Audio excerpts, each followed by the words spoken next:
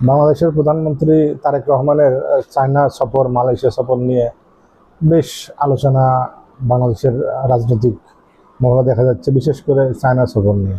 তো এখানে চায়না সফর নিয়ে একটা কথা আগের থেকেই ছিল যে বাংলাদেশ তার তিস্তা পানি সমস্যার জন্য চায়নাকে এই তিস্তা প্রকল্পটা দেবে। তো আবার ওদিকে চায়নাও একটা প্রস্তাব দিয়ে রেখেছে যে তা মায়ানমারের ভিতর দিয়ে চায়নার সাথে একটা করিডোরে, বিশেষ করে একটা স্থল যোগাযোগে এখানে অ্যাড হওয়ার জন্য। সব কিছু ছাপিয়ে যে বিষয়টা এখন বেশি আলোচনা, সেটা হচ্ছে যে বাংলাদেশ সরকার মায়ানমারকে তিস্তা প্রকল্পটা দেবে কেন। এখানে অনেকেই বলার চেষ্টা করতেছেন যে আসলে ইন্ডিয়াকে হাতে রাখতে গেলে বা ইন্ডিয়ার সাথে ডিল করতে যায় হয়তোবা প্রধানমন্ত্রী এই চায়নাকে তিস্তা প্রকল্পটা দিয়েছেন। আসলে ইন্ডিয়াকে ডিল করা বা ইন্ডিয়াকে চোখে চোখে রাখা বিষয়টা এমন না।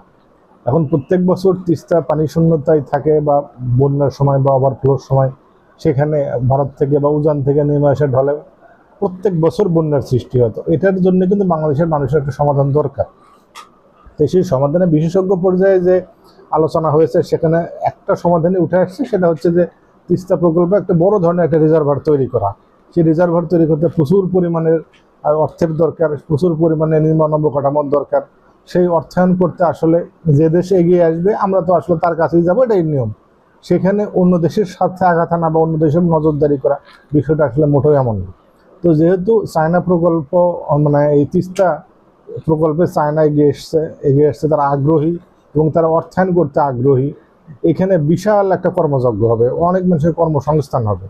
তো সেইখানে প্রত্যেকটা দেশের সরকারি চাইবে তার দেশের মানুষের কর্মসংস্থান হোক, তার দেশের মানুষ বিভিন্ন প্রাকৃতিক দুর্যোগ থেকে সুরক্ষিত থাকুক।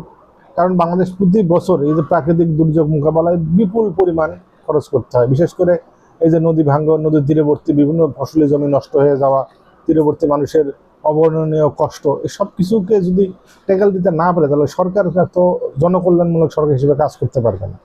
তো এই তিস্তা প্রকল্প কিন্তু এটা আসলে কোনো দেশকে সাহায্য করার বিষয় না, এটা আসলে বাংলাদেশের মানুষের বাঁচা মরার বিষয়। এখানে নজরদারি করার কিছু নাই। তা আমরা মনে করি যে আমাদের প্রতিবেশী হিসেবে ভারতের সাথে সম্পর্ক সবসময়ই ভালো থাকবে। এই সম্পর্কটা সবসময় সমমর্যাদার ভিত্তিতে এবং সম্মানের সাথে সম্মানজনক একটা সম্পর্ক হবে। সেখানে কোনো প্রভুভৃত্য বা দাসমনিবের কোনো সম্পর্ক অবশ্যই থাকবে না। এবং চায়নার সাথে কোনো চুক্তি নেই। আমি মনে করি যে অন্য দেশের কোনো উদ্বিগ্ন হওয়ারও কিছু নেই। এটা শুধুমাত্রই একটা কি বলে যে পানি মানে কি বলে যে রিজার্ভার, বর্ষা মৌসুমে যাতে অতিরিক্ত পানি আমরা এখানে ধারণ করে রাখতে পারি, সেই জন্য